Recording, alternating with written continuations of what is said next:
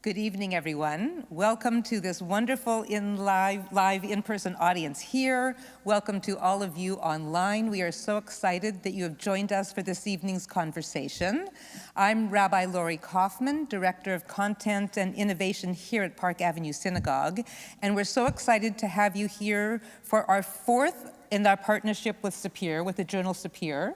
Sapir is a quarterly journal that comes out with ideas to enable a thriving Jewish future under the able leadership of Bret Stephens, editor-in-chief, published by the Maimonides Fund. It's unafraid to take on controversial positions and conversations, as we will learn this evening.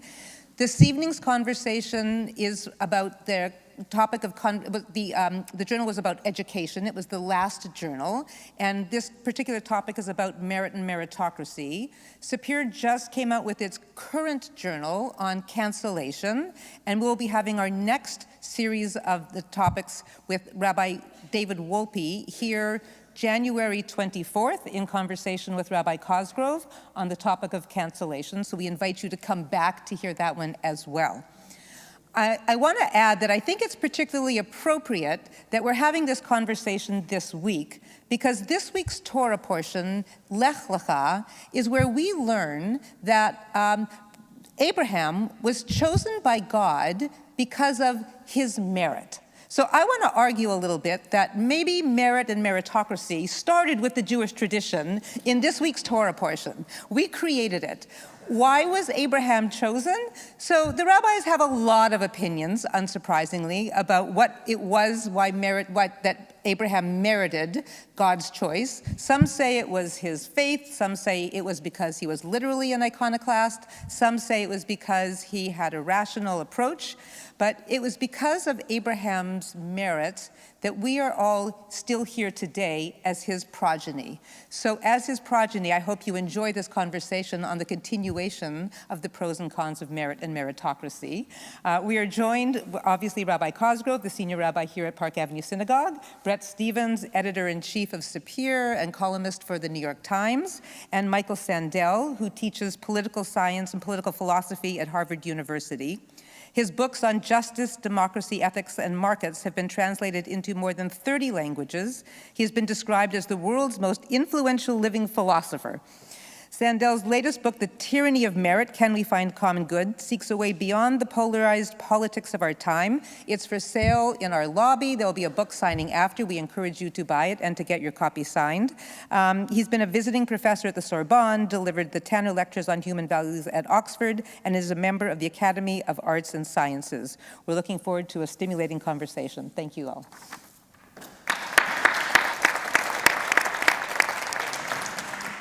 Thank you so much, Rabbi Kaufman. Thank you so much for your leadership of all of our content and programming here. Thank you to Mara. Thank you to Julie. Thank you to all those who are working hard to make this program. The partnership we have with Sapir is one that we hold with great pride. I would like to think that on a good day, Park Avenue Synagogue is a place where important conversations are had and important conversations that affect and impact the Jewish people. And I think this partnership, and Bret, I want to thank you personally and publicly for creating this relationship where we get to have dialogues as this one this evening. Professor Sandel, we welcome you. Bret, it's always good to see you here this evening. Welcome. The stakes of this evening have just been raised by Rabbi Kaufman because our entire dialogue is happening in the shadow of Abraham. But hopefully Abraham and his merit will come out on top in this dialogue. Professor Sandel, congratulations on your book, now in paperback, The Tyranny of Merit. Can we find the common good? And Bret, though you are editor-in-chief, you also published an article on this very topic. So I'll shift you from your usual moderator position and put the two of you in dialogue this evening to discuss the question of merit. And I'll just begin by asking, level set the conversation, which is, isn't meritocracy a good thing? I mean, when Professor, to even assign a word tyranny to merit, when did merit become something controversial? Right. Well, first of all, thank you for the warm welcome. Rabbi Cosgrove, Rabbi Kaufman, and Brett. It's an honor to be here and to join in this dialogue. God did choose Abraham for his merit, but the parasha I least like is when Abraham has so much faith, we're told, that he's prepared to slay his son. And that makes me doubt his merit. But we could have a whole evening on that, I suppose. Meritocracy, the term, was coined fairly recently, more recently than the days of Abraham. In 1958, by a British sociologist, Michael Young. We think of meritocracy as an ideal, something to aim at, as a good thing. But when Michael Young coined the phrase, he coined it in a short dystopian book. The class system in Britain was breaking down. Kids from working class families were having more opportunities. That was a good thing. But Michael Young, who was a social democrat connected to the Labour Party in Britain, saw a danger. He saw a dark side in meritocracy. Because when opportunities were truly equal, he worried, the winners would believe and would have some reason to believe that their success was their own doing, the measure of their merit, that they therefore deserved the bounty the market would bestow upon them, and by implication that those who struggled deserved their fate too. And I think Michael Young was onto something. What's interesting is that in the intervening decades, we have valorized meritocracy. Understandably, in one way, because if merit means assigning social roles and positions to people who are well qualified for them, well, generally speaking, that's a good thing. If I need surgery, I want a well-qualified surgeon to perform it. If I'm flying in an airplane, I want a well-qualified pilot at the controls. That's merit, that's good. So how can it become a kind of tyranny? That's what you're pressing me on. And the way it becomes a kind of tyranny is when it cultivates attitudes towards success, harsh attitudes towards success, that lead the successful to inhale too deeply of their success, to believe they've done it on their own. And this leads the successful, leads us, to forget the luck and good fortune that helped them on their way, to forget their indebtedness to those who make our achievements possible. And also, I think, to valorize the credentials that go with our understanding of meritocracy. And so I think it's no surprise when you look at when you glimpse the dark side of meritocracy, that the divide between winners and losers has been deepening in our society, poisoning our politics, setting us apart, not only because of the widening inequalities of income and wealth over the last 4 decades or so, but also because of the attitudes towards success that meritocracy encourages. And nobody likes to feel looked down upon. And a great many working people today, great many people without a university degree, feel that they're being looked down upon, that the work they do is not being valued. And as a result, one of the deepest divides in our deeply polarized politics is between those with and those without a university degree. That's the dark side, the harsh side of meritocracy. And I think it explains a lot about the toxic politics we're confronting today. Thank you. Brett, I want to give you a chance is merit a bad word? Is it a word that needs to be defended with everything we have? You wrote I don't want to say opposing, but the two of you were in dialogue on the pages of Sapir, and I'd love to get your thoughts. Well, first of all, when I was 22 years old and just out of college, I read Michael Sandel's book on democracy's discontents, which I just learned a few minutes ago has been reissued, and it had an enormous influence on me. And so to be sharing a stage with you now is a personal honor. I feel I've come a little way, maybe on account of merit, but partially on account of luck, no doubt, and bribes. Lots of bribes. I wrote an essay on the merit of meritocracy in Sapir. It was not meant as a riposte or response to my interview with Michael, although in some ways it emerged out of some thinking that came from talking to you and from reading your book. The term meritocracy, as you point out, is of relatively recent coinage. But the idea is not a new one. Thomas Jefferson talks about a natural aristocracy and built the University of Virginia largely along those principles. And everything that we owe the United States as individuals, as citizens, as Jews, comes from the fact that most of the time this country honored its promise to allow a natural aristocracy to flourish and to allow people whose names were not Anglo-Saxon, whose families did not come with the early settlers, to rise and establish their place in our society. And I think that everything that is good in America today, not everything, but much of what is good, owes to the fact that this country had a real belief in the merit of meritocracy, which is to say that we had a set of institutions, democratic or at least representative in their nature, to establish a rough sort of equality at a political level, at the same time accepting that a variety of differences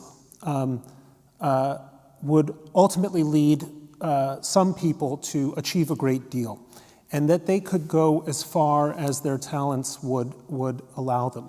You know, one of the astonishing differences to me between the United States, the Jewish experience in the United States and the Jewish experience in Europe is that in Europe, typically, as Jews became more successful, they were met not with admiration, they were met with envy. And that envy crystallized into a politics of envy, which often led to expulsions, ghettoization, discrimination, and mass murder. In the United States, I think owing to an old Calvinist doctrine that the Pilgrims brought with them, which was that earthly success was a sign of divine favor, groups that succeeded in the United States were met often with admiration. And that's why I think this country has been so much better for its Jewish people and for so many other groups that have sort of succeeded against expectation or against prejudice than the experience in Europe. Now, there is always a danger in any meritocracy that smugness, self-satisfaction, and self-dealing end up becoming a kind of a toxin in the system. And I would agree, I think, or Michael and I would agree, that one of the problems that we have now is, in some sense, we have a deeply flawed and even a kind of, you might say, a mediocre meritocracy that wants to sort of have it both ways. I mean, it's only in the most meritocratic institutions that there is this, on the one hand, obsessive obeisance to the concept of diversity and inclusion, at the same time that these same institutions work extremely hard to exclude loads of people. What is the value of a Harvard degree?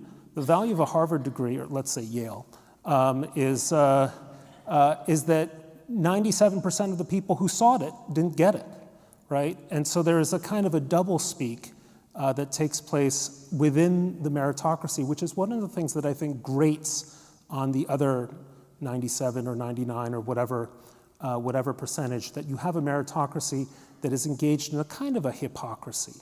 And that's really problematic. But what I worry about is saying, well, because we have a meritocracy that is to some extent hypocritical, self-deceived, and self-satisfied, that the very idea of meritocracy is somehow profoundly problematic, if not rotten. What we need is a better meritocracy. And I think the difference to me is crystallized in the biography of two people. One is George H.W. Bush, and the other is his successor, Bill Clinton.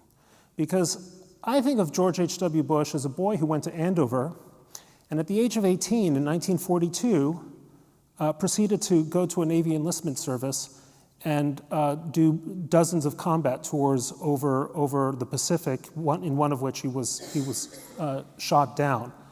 An extraordinary example of what a good meritocracy ought to be, a sense of, you might call it noblesse oblige, but a sense of civic duty, a sense that he owed things, that he was responsible for things even if there was a chance he could get away with it.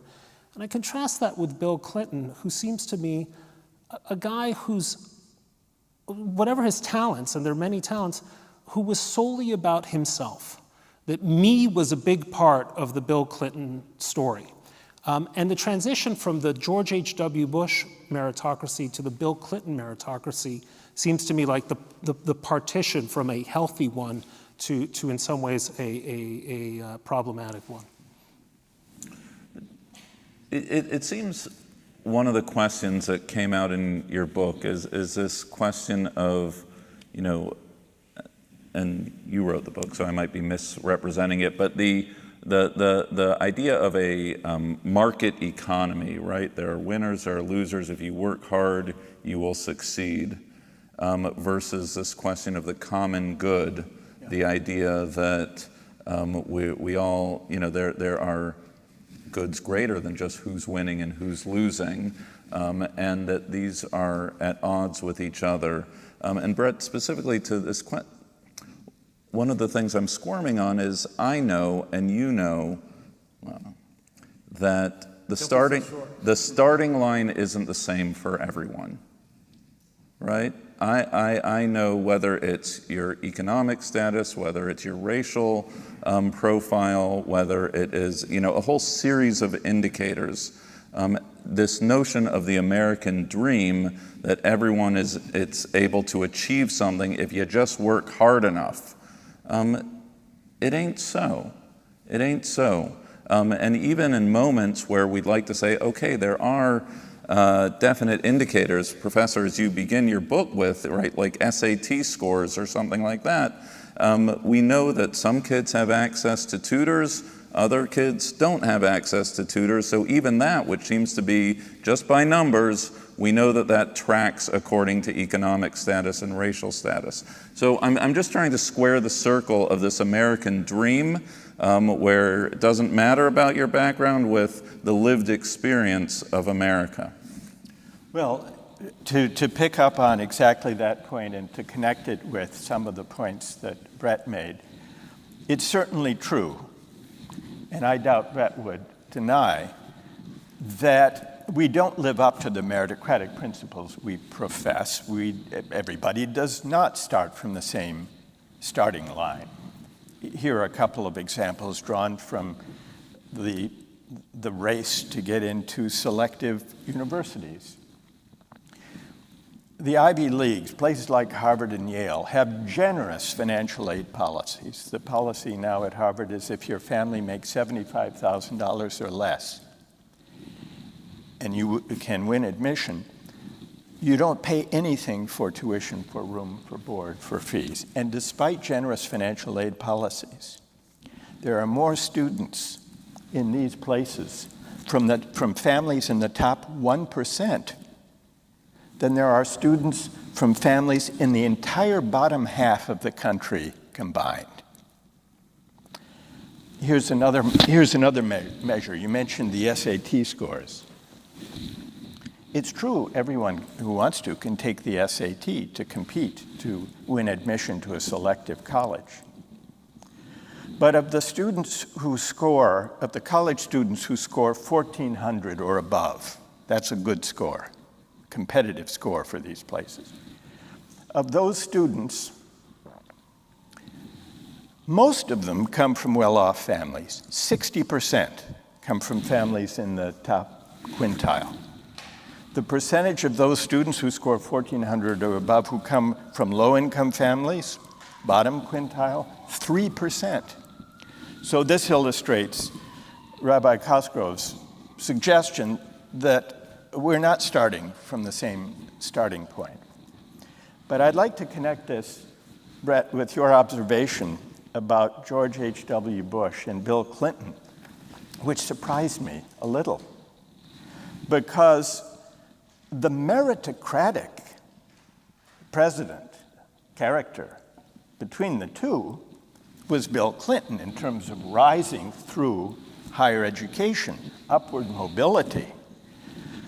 George H.W. Bush had admirable character in just the ways you described, but he's an example of someone who did not strive and climb through upward social mobility by getting a high SAT score. He was someone who inherited privilege and wealth. Now, that's not to dispute at all your assessment of his character and the noblesse oblige, but it's a little bit surprising to think of the person who inherited, well, Ann Richards put it amusingly, if ungenerously, when she described him as having been born on third base and thinking he had hit a triple. That was his son, George W., and thinking he had hit a triple. So if you want a poster child for meritocracy, it would be Bill Clinton more than George Bush Sr., wouldn't it? Well, he's, to me, a poster child for a certain idea of what a meritocracy should be about, which is what I was objecting to. Yeah. H.W., contrary to invidious stereotype, was Phi Beta Kappa at Yale. So the idea of him, just because he happened to have mashed potatoes in his mouth half the time, people got the impression of him as an idiot, which was very far from the guy himself. Right. But he was born to privilege. Yeah. Now, I would like to pick up on, because here I think there may be, this may be the heart, if we have a disagreement about meritocracy, this may get to the heart of it. When you mentioned rightly that the Puritans in America brought the idea that worldly success, material success, is a sign of God's favor. I think that way of thinking about worldly success, making a lot of money, for example, it's true that people who succeed, who make a lot of money, often believe that it's because they've been favored by God. And I see that as the problem, that attitude.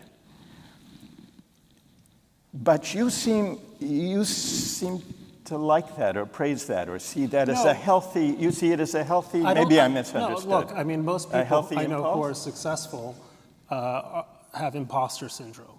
In my experience, they're convinced that they shouldn't be where they are. What I'm saying is this created a kind of a cultural basis for accepting that people who succeeded against expectation because they were Jews off the boat from Brazil or someplace like that, deserved social respect. That's my point. I don't think people should see themselves as sort of blessed by God. I mean, that's obnoxious, right? I mean, unpleasant behavior. What I'm simply saying is there was a religious doctrine which created in the United States favorable conditions for believing that people who rose seemingly on their own merit, right, especially if they came from immigrant communities that were not the established community, deserved to be admired and deserved to have a place in the social life of the country. And that's different from the European experience, where people who rose, the upstarts, were the parvenus, the nouveau riche, and they were rejected and ultimately despised for one reason or another. So I think that's actually a very healthy thing about this country. No, I don't want to get carried away with it. I think people who think that they're great because God loves them are people I don't want to spend a lot of time with, and I think most of us would agree with that. But there's a secular version of this, which is that I've succeeded because I'm deserving, because I'm meritorious, and I'm therefore worthy of praise. That's a secularized version of this impulse. That you also would worry about that, or you wouldn't worry so much about that? I mean, look, most people, I think, make assessments about how it is that they came up in life, if they came up in life.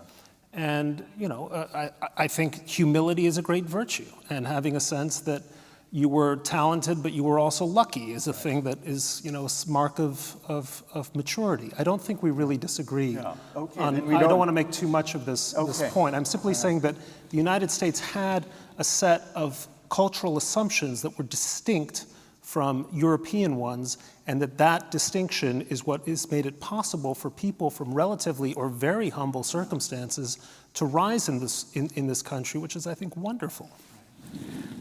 Right. And to the question of where are we now, right?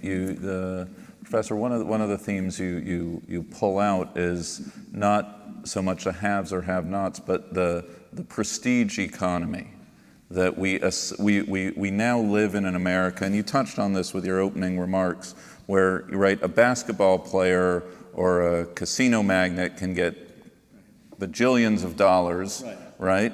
And then yet a fifth grade teacher or a civil servant or certain professions we remunerate in a way, frankly, that it affects all service-oriented positions right now. Some of it came out to bite us during COVID when we had this whole discussion of what defines an essential worker and a non-essential worker. And there are all sorts of pipeline problems now that people aren't going into nursing, to be policemen and women, to be clergy. There's a serious pipeline problem in these professions. So it seems that somewhere we've emerged with a set of values that are askew, at least societally so. And I think at the heart of that is our tendency to assume that the money people make is the measure of their contribution to the economy or to the common good. But this seems to me a mistake. And I suspect, Brett, you would agree that that assumption is a mistake. Right. Because we can easily... Journalists should be at the top of the... Yes, I would have chosen a different profession if I actually thought that. We can all think of people, a casino magnate, let's say, who makes billions. And then we can think of our best, most inspiring teacher. And probably every one of us in this room and watching online can still remember the name of our most inspiring teacher. Now, if we look at economic rewards, the casino magnate, if we really believed that money is the measure of merit or contribution, we would have to conclude that the casino magnate contributes more than 1,000 times as much value as our best teacher. And even hardened laissez-faire libertarian enthusiasts of free markets, of which Brett is not one, would have a hard time making that claim.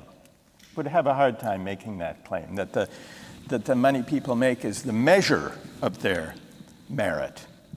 But if that's true, then what counts as value, a valuable contribution, can't be derived from the verdict of the labor market. It's a moral question, a civic question that we as democratic citizens have to debate and discuss and think through. And I think part of the problem over the last 4 decades of kind of market faith has been that we have outsourced our moral judgment about what counts as a valuable contribution to the market.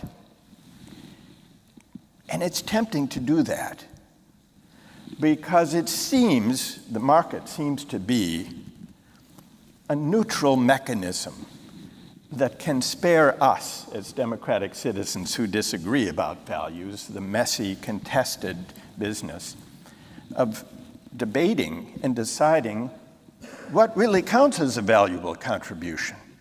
We can just let the market decide that, and then later we can argue about redistribution. But I think we need to reclaim that moral judgment from markets as democratic citizens, which means we have to have a morally more robust debate about the shape of the economy and what's a truly valuable contribution. And when during the pandemic, to go back to your example, Rabbi Cosgrove, when those of us who had the luxury of working from home couldn't help but notice how deeply we depend on workers we often overlook, not just in the hospitals, but delivery workers, warehouse workers, grocery store clerks, home health care providers, child care workers. These are not the best paid or the most honored workers in our society, but for a moment, we were calling them and appreciating them as essential workers. It could have been a moment for a broader public debate about how to bring their pay and recognition into better alignment with the importance of the work they do. But I fear that moment may have passed without that broader public debate. Well, I mean, so one of my closest friends makes a great deal of money trading commodities. And over beers, he tells me what his actual life is like, which is staring at 8 computer screens and having someone make sure that those screens are being stared at when he takes bathroom breaks. And in exchange for this, he gets a ton of money. I don't think I would trade my life for his in a heartbeat. I think he would happily trade his life for mine because I do something that is kind of interesting and rewarding enough and brings me into contact with all kinds of people. And I think you're exaggerating to a certain extent, the extent to which we live in a country in which we confuse economic value with moral value. I think most of us understand that past certain thresholds, there are very big distinctions between the two, and that someone like Kanye West, who even now will live comfortably for the rest of his life as a despicable human being who deserves no prestige, recognition, certainly no honor, irrespective of what his income is.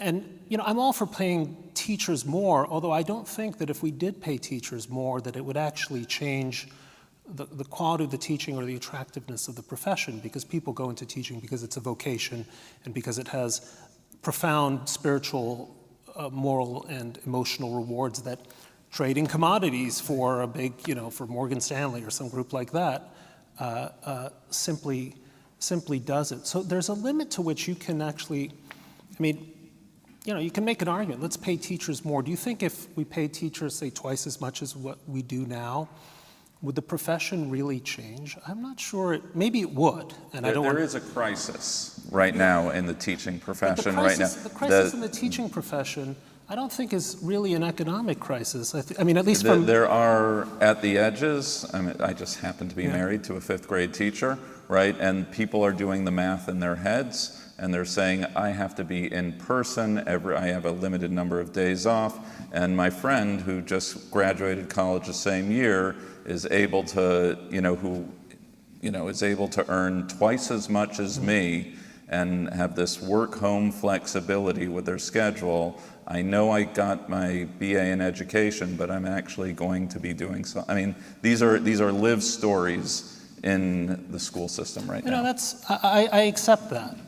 I accept that, and let's for the sake of argument, raise teacher salaries by 50% across the board, especially in an inflationary economy, show that this is a profession. My sense is that the things that really upset teachers are bureaucracy from above and problems with the students that they're encountering, particularly in public schools, a whole host of issues which are moral issues and social issues that are not really economically driven and don't have that much to do with the way in which we look at teachers. I mean, the most important persons in my life were 3 high school teachers. I know their names, I think of them all the time. I write about them and speak about them whenever the occasion presents itself. So we are giving them the honor, or I think many of us are trying to give them the honor they need, but there's a limit to what you can do to essentially try to reinvent a market economy. But it's not solvable by salary. By salary, that's the point. But here's a harder test, Brett,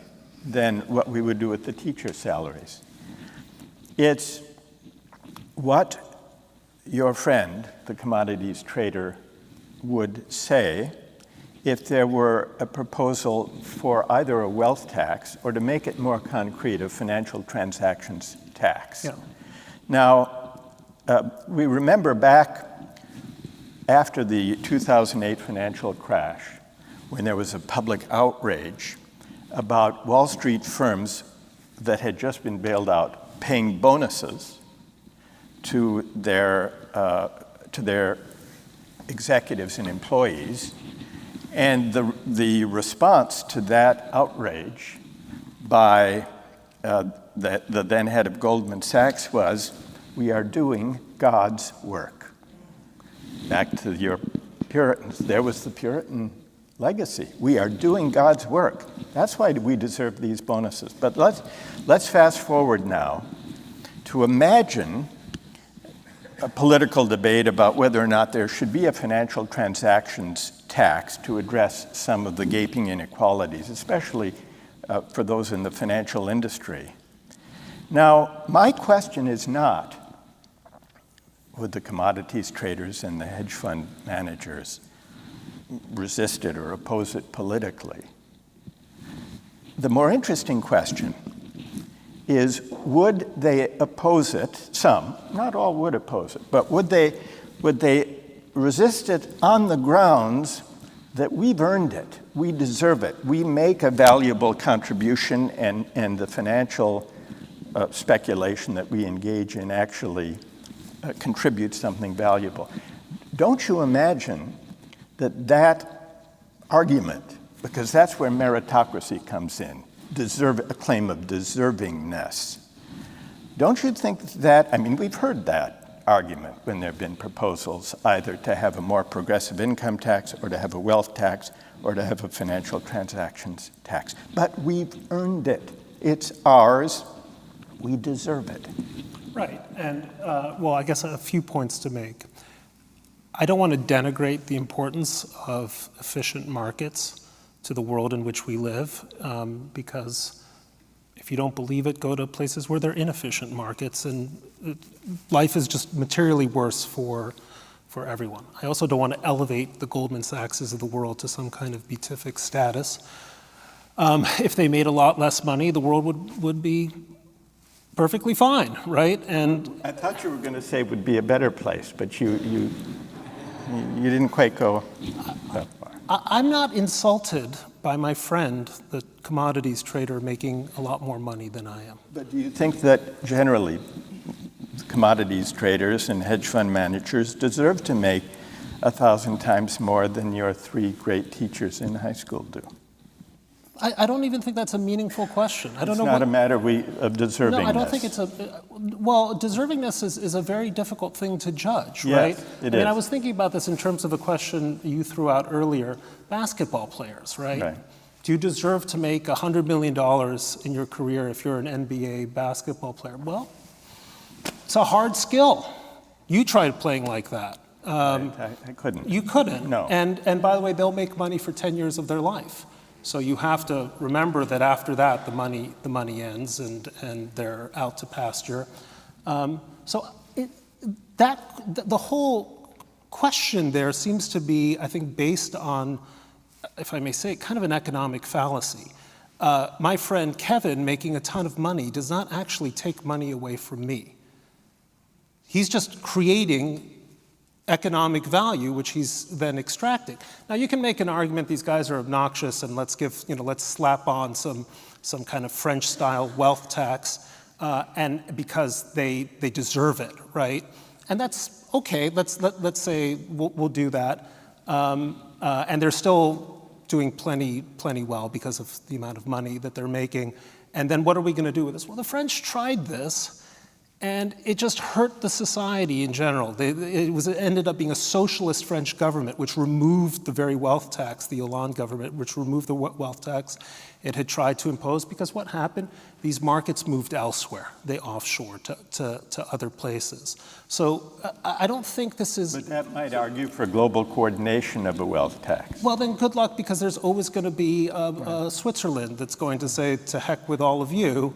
But you don't like it on practical grounds, but you would be sympathetic to it on moral grounds? No, again, not... Or you wouldn't be? Not particularly. Yeah. I mean, again, I'm not wildly opposed. I mean, I understand that the impulse is a noble one, but I think, again, it's based on this fallacy, if I may say, that if Kevin is making 10x what Brett is making, actually probably 20x what Brett is making, that money could be better distributed elsewhere. And I'm not sure that that's actually right. And so the impulse is, well, let's take all of Jeff Bezos' wealth down to his last $100 million, right? And he'll still be okay, because $100 million is still, reasonably good money. I mean, so people who are watching are probably thinking, well, not really, but I'm down to the second tier Gulfstream. Well, okay, you're going to do that. You're going to have Jeff Bezos' money. It's not going to solve as many problems as you think. I think problems get solved when you have economies which believe in growth and don't make determinations about how growth should happen. Well, can I ask one follow-up on this? This is like the easiest dialogue I've ever moderated in my life. I actually just left to go to Morton Williams, and I came back. You didn't even notice it. So, of course, please, it's your book. I'll follow up on this issue. You used two verbs when you were describing what commodities traders or hedge fund managers do: produce and extract. And that leads me to my question. If you were persuaded that much financial activity, and a lot of the outsized pay goes to those in the financial industry. If you were persuaded,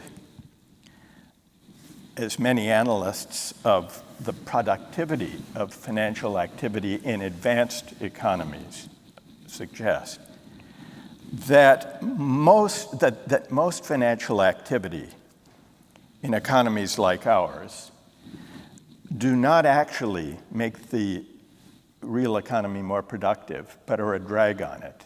If you were persuaded of that, would you see it differently? And here's why I'm asking. There is a useful purpose for finance, which is to allocate capital to socially important activities like investing in factories and companies and businesses and roads and hospitals and schools, things like that. But most financial activity does not consist of that. Not today, not in the United States, in Britain, and in financial centers. Most of it consists on placing speculative bets on already existing assets, many of them invented derivatives that have nothing directly to do with the real economy. By one estimate, 85% of financial activity in the US and Britain goes into already existing speculation on the future value of already existing assets, and only 15% is the good old-fashioned productive kind, investing in new factories and schools and jobs and businesses. Now, maybe that analysis is wrong, but if you were persuaded it's right, and that the financial industry is a drag on productivity rather than an enhancement to it, would you be more in favor of a financial transactions tax? Yeah, because then what you're essentially describing is a casino, yes. right? And in that case, where these guys are just playing with other people's money, yes. And socializing the risk and privatizing, yes. The profit. Yes. And yes, in that case I would, but I'm not persuaded. Well, okay, then we should have a beer afterwards and go over the data. But look, let me just sort of, instead of getting into this particular argument, look, I actually think your analysis is in many respects right, but it's also right in all kinds of societies. There's a fabulous French farce that came out about 20 years ago called the Dîner de Cons. I don't know if you ever saw it. The jerks dinner, or dinner for jerks. And then it was made into an American film with Paul Rudd. And the film works absolutely marvelously in French, and it's a disaster in English. Not because the English version is particularly bad, but because it was culturally dissonant. In France, there is, in fact, this clubby top 1% that is absolutely certain that it has earned its prerogatives by the same right that Louis XIV earned his, and are constantly cheating the tax man and misbehaving in all kinds of ways. And if you see the movie, the whole thing is it's perfect for your you should teach it in class for your purposes, because all of these self-satisfied elites are undone by a character who is genuinely a buffoon, but kind of a wise buffoon who ends up undoing their schemes and their bad behavior. It doesn't work in the United States because actually America's elite isn't like the French elite, which is interesting because France is a country in which 50% of the economy is governed by the state. It's a much more socialized country that professes a set of values and tries to enforce them through taxation and social redistribution in a way that we don't. But it doesn't work in the United States also for something that needs to be said. A lot of our wealthiest Americans are astoundingly philanthropic. We are far and away the most philanthropic country in the world. They're generous. They know that they came from nothing. They give often anonymously huge bequests to great institutions, and every Harvard University of the world knows this because there are some donors, who don't want their names on buildings and yet are contributing fairly magnificently. So that can't be. I don't want to paint an image of the meritocracy as purely this sort of obnoxious subculture of people who think that they've earned their glory and that their money is theirs to spend on giant yachts. One of the reasons we disdain the Russian oligarchs are these horrendous yachts that have no purpose other than self-worship and self-gratification. Someone like Bill Gates or all those other billionaires who have pledged to give away some astounding percentage of their income are very different, and they speak to this kind of American idea of what a meritocracy ought to be for in the best sense, and that's something that should be recognized and honored. I want to get one question in. Please. And then I promised the community that we would open it up for some questions. So we're in a synagogue, and I'm the rabbi, so I want to ask how this dialogue between the two of you is with a Jewish valence to it. Because as Jews, we're heirs to two narratives. On the one hand, we are victims of pogrom and persecution, and we pulled ourselves up from nothing and came over on Ellis Island, and from our modest beginnings, despite the fact, as evidence in the papers, and Stanford and other, we weren't allowed in the universities, there were quota systems, and here we are. Yeah. On the other hand, right, the three of us, as a sociologist say, Jews have become white folk.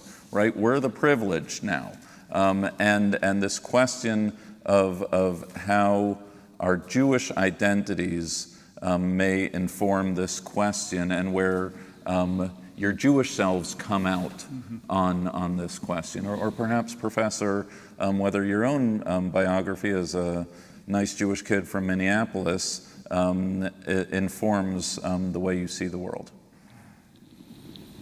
Well, growing up in Minneapolis, I went to public schools, and then after school went to Talmud Torah, to Hebrew school. And it made for a long school day. And most of my classmates rebelled in one form or another, as you can imagine, but it was an enriching experience. But looking back at that kind of education, including the public schools, which served everyone, people from well-off families and people from modest families. Back in those days, in the Midwest at least, and I think in many places across this country, public schools were what Horace Mann hoped they would be, class-mixing institutions.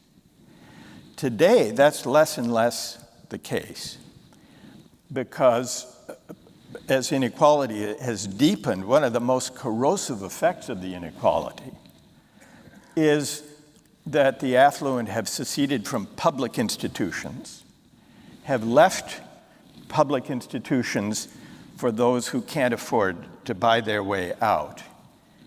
And that's contributed to the divide that we were discussing at the outset. There are fewer and fewer common places and public spaces that gather us together across different walks of life.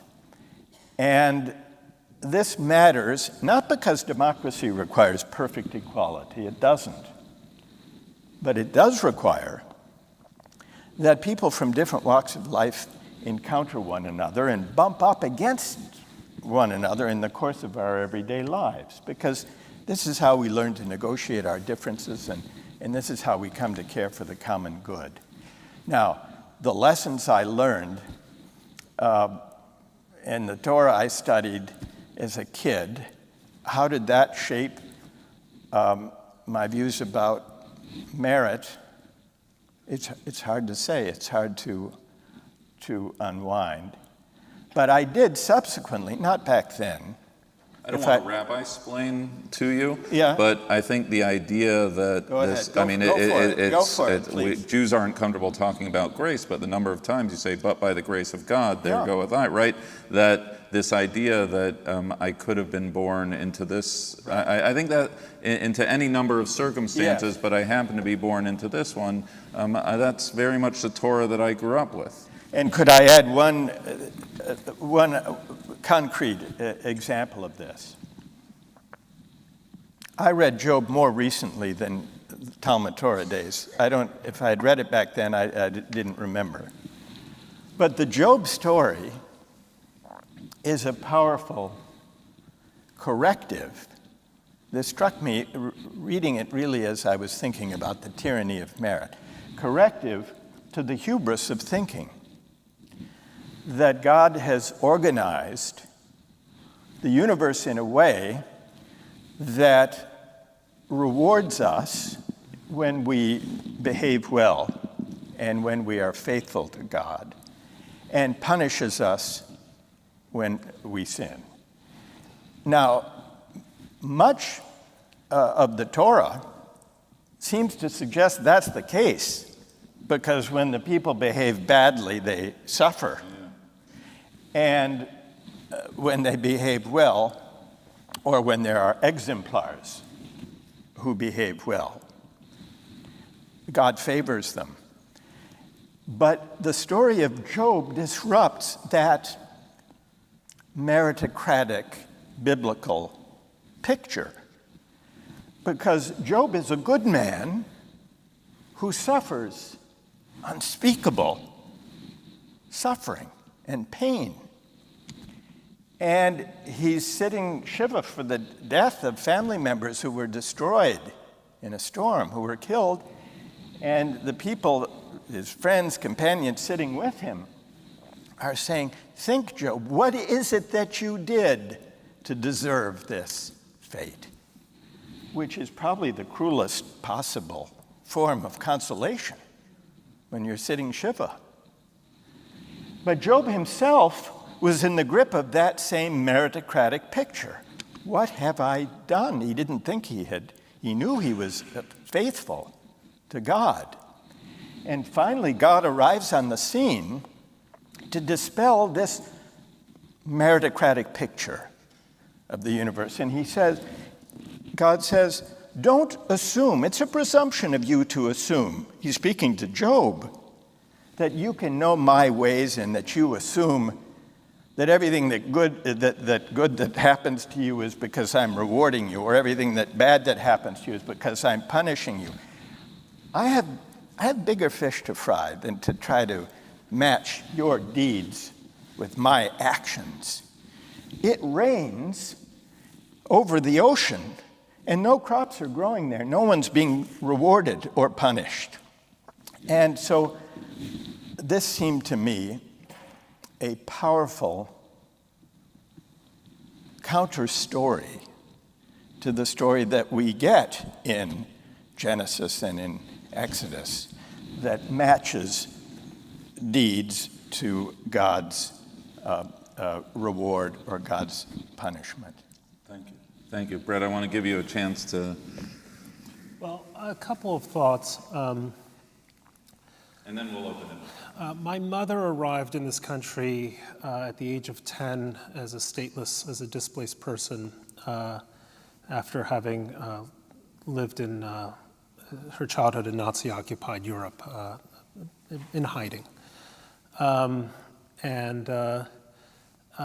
Arrived with her mother. There was no father in the picture, with $7 between them.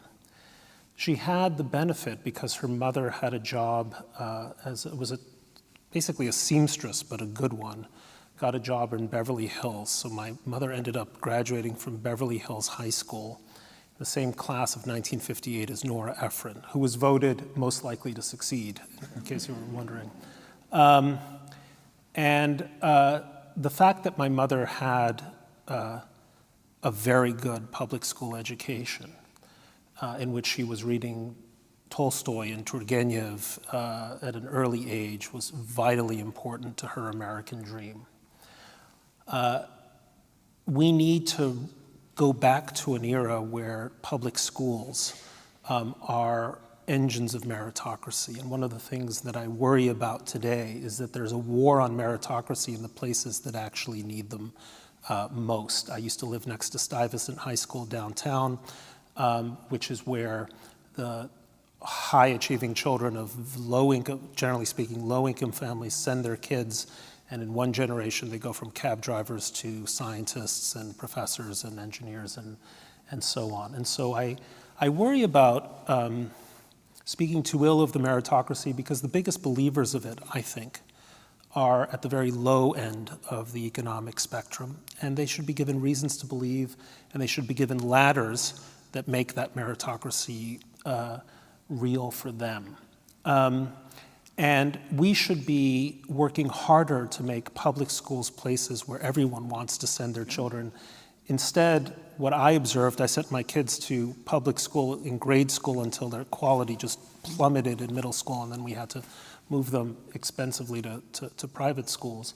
But we need to do much more, instead of coddling these children and these families with ideas that, like, it's all a scam, or they're being, they can't move up in life, that these are factories of places with high expectations that do well in bringing up lots of kids, including lots of bright kids who might otherwise go unappreciated. And I think you and I probably agree on that. Thinking about my mom, she came really with nothing to this country, and I must be the only person who doesn't hear her thick European accent, because I'm so used to it.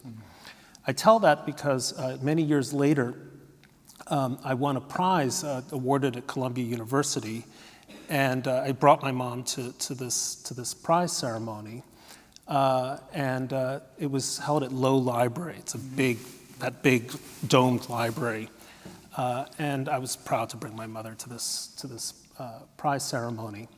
And my mother looked at me and she said, I've been in this building before. I said, oh, really? What brought you here? And she said, well, when I was 18 and newly out of high school, I wanted to enroll in a few classes at Columbia School of General Education. And the bursar behind the window heard my accent and insisted that I take English as a second language, even though I spoke fluent, if accented, English. And because I was too poor to afford that, I had to give up my hopes for a higher education. The snobbery of some person behind the bursar's office kept my mother from getting. So it turned out my mother had always had this burning resentment against Columbia University that I had no knowledge of. And a high point of my life was being able to collect the stupid Pulitzer Prize and hand it to my mother and let her know that in this country, even if not in her experience, at least in her son's experience, that there is something like a kind of justice, and that these efforts at sustaining a meritocracy might be rewarded, not always in the same generation, but at least among the living. Well, can I just say, I love the story. It's a moving story. How could anyone not love it?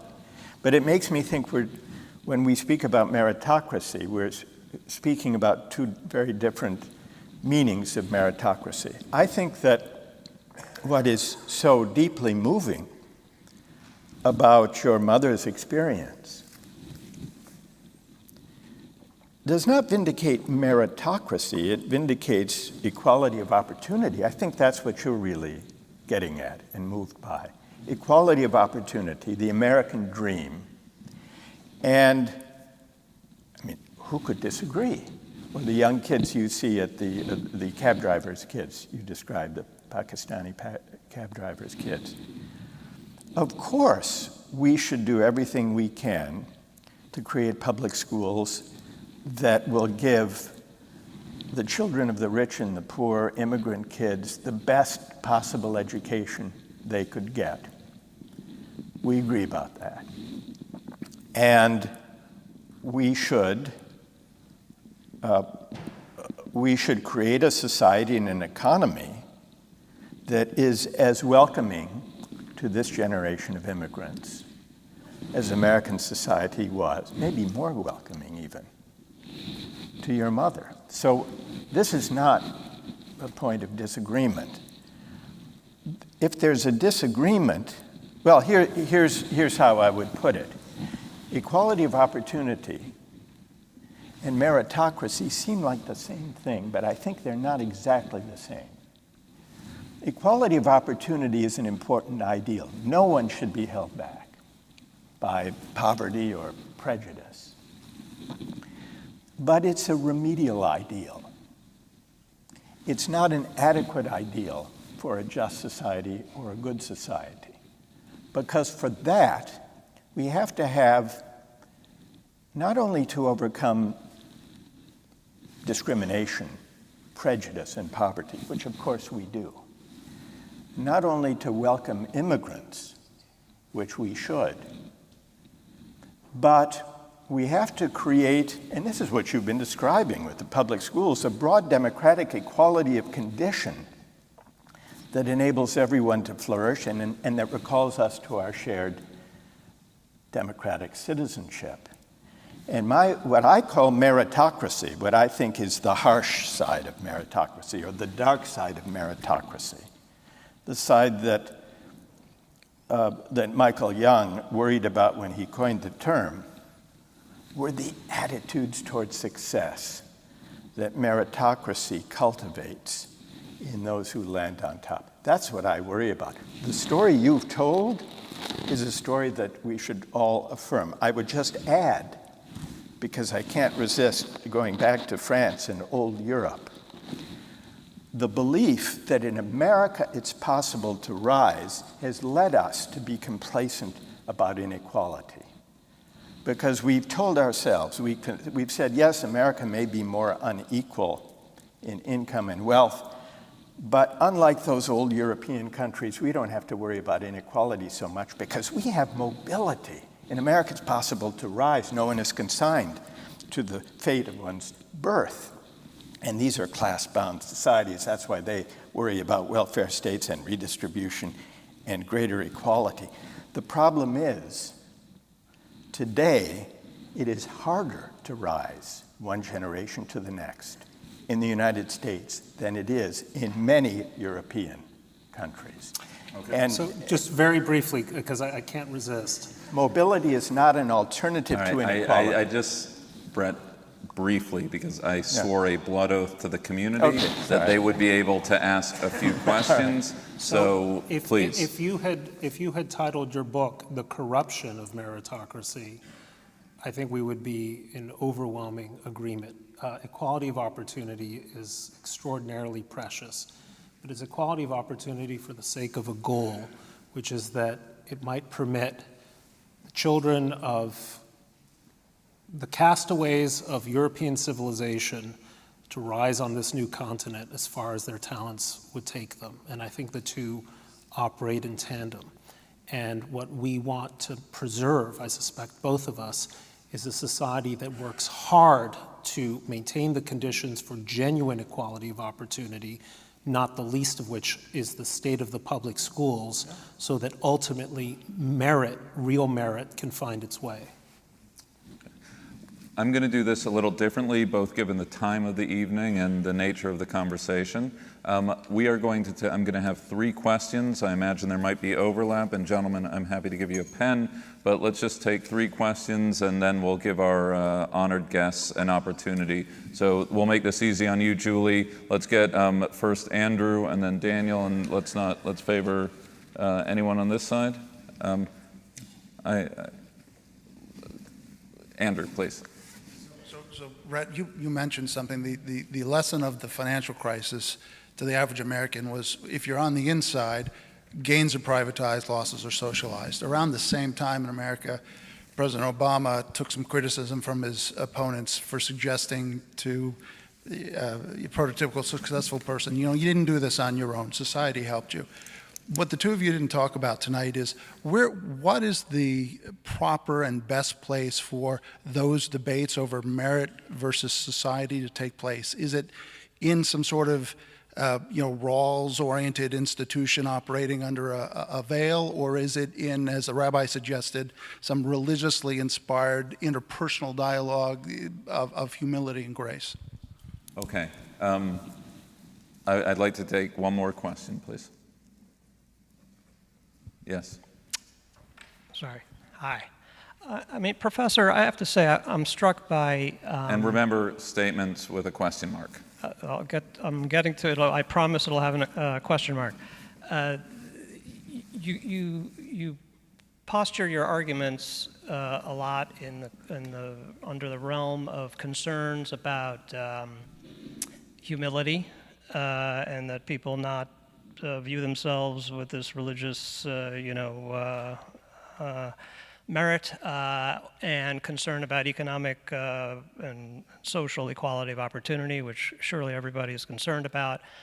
On the other hand, one at least I get the impression, listening to you and to the title of the book and your last remark, that at the end of the day, you may not just believe that there's such a thing as merit from a moral philosophical sense. And I'd sort of ask, whether it is a 5th grade teacher who goes into that profession not to make money and may or may not aspire to various credentialism, et cetera, or you're a casino magnate, the other profession of the evening apparently, are there things that those people can do, regardless of their background, whether they were privileged or were boat people or somewhere in between? Are there things that if one of them came to you and said, gee, here's what I've accomplished in my life. I'm not saying it in a grandiose, arrogant way, but can I feel like, gee, I earned the merits of my profession, whether it was a 5th grade teacher or a casino magnate. I realize I was subject to fortune, et cetera, but I earned something. Thank you, Dan. Thank you. So why don't one was directed to you, Brett, one was directed to you, Professor. Yes. Look, I think it's a productive discussion to have the, what was it? It was Obama in 2012 who said that, because I remember Mitt Romney tried to make hay of it in his unfortunate campaign. Boy, wouldn't we all be better off if Mitt Romney had become president in 2012? But that's a moot point. Look, both of these statements are obviously true. All of us are, when we talk, the word privilege has become kind of a commonplace and also almost a term of opprobrium in the United States, but I feel immensely privileged to have been born in this country. I feel immensely privileged to have been born to my parents, and I feel immensely privileged to be a Jew.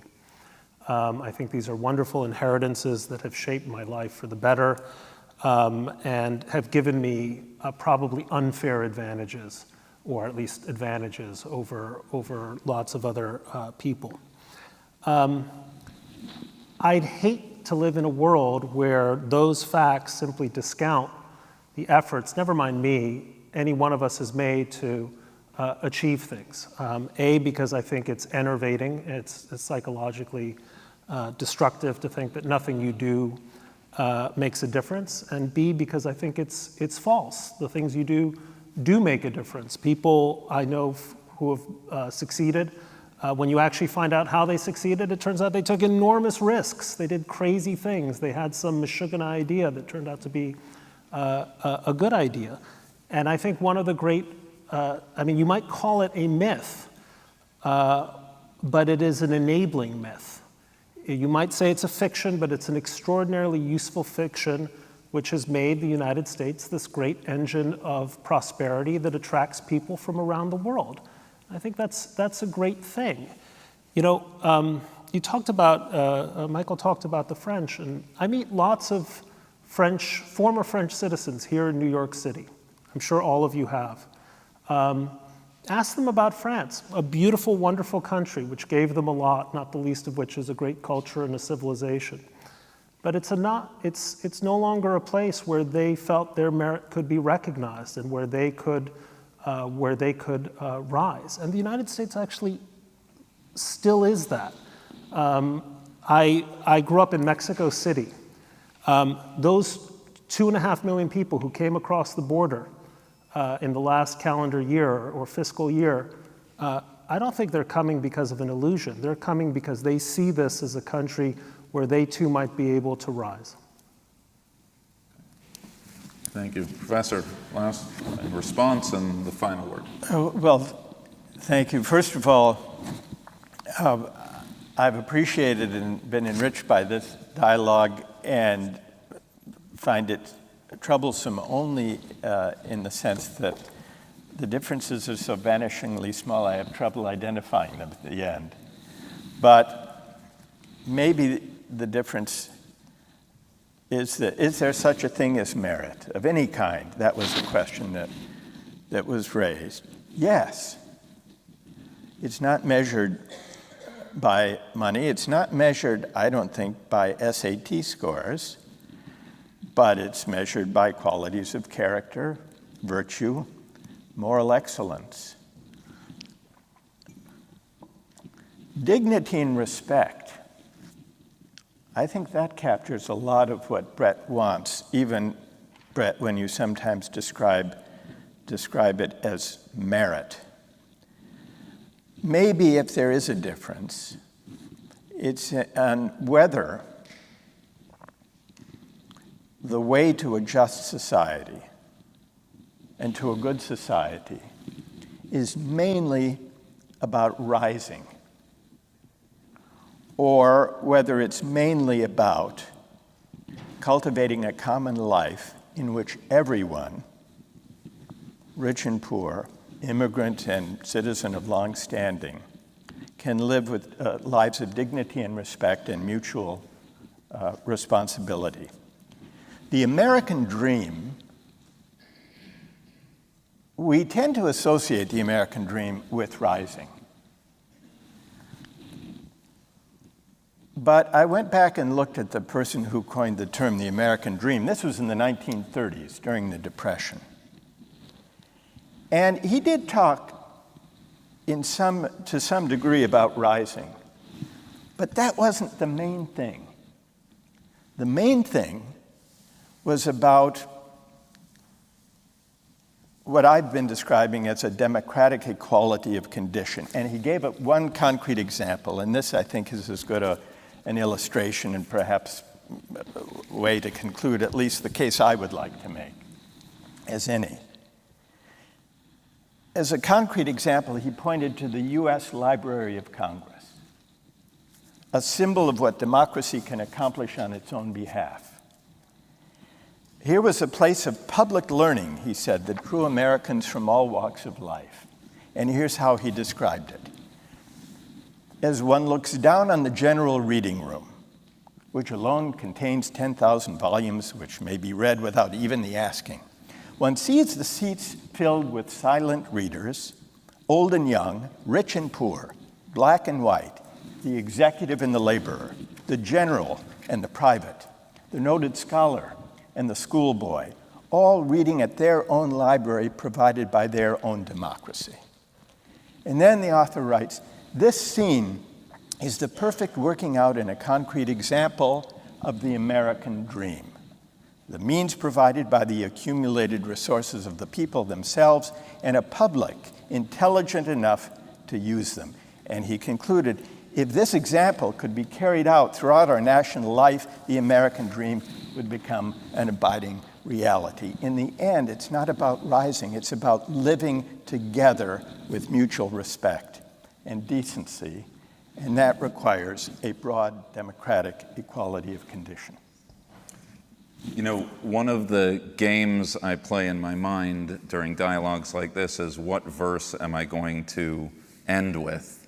And I was thinking of how Rabbi Kaufman began with the image of Abraham, and of course the idea that we should be a blessing. Whatever our merits for which we were chosen, it's actually what we do with that blessing. That would be option one. Number two that I think the two of you could agree on is a verse that we should always identify with the heart of the stranger, for you were once a stranger in a strange land, and that's actually what impels the Jewish vision of justice. But then you just ended with that Library of Congress image, which is actually in Pesikta de Rav Kahana, a collection of Midrash, chapter 12:24, which describes the image of the Jews at Mount Sinai.